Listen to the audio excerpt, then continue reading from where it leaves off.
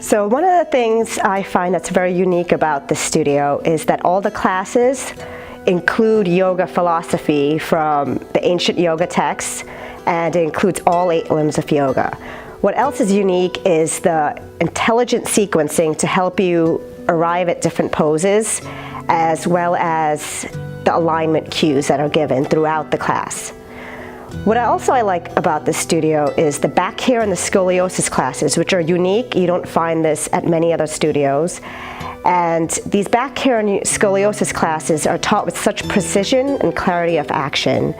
And it really teaches students with or without back issues how to learn how to move in their body, feel good in their body, and just be pain-free as well.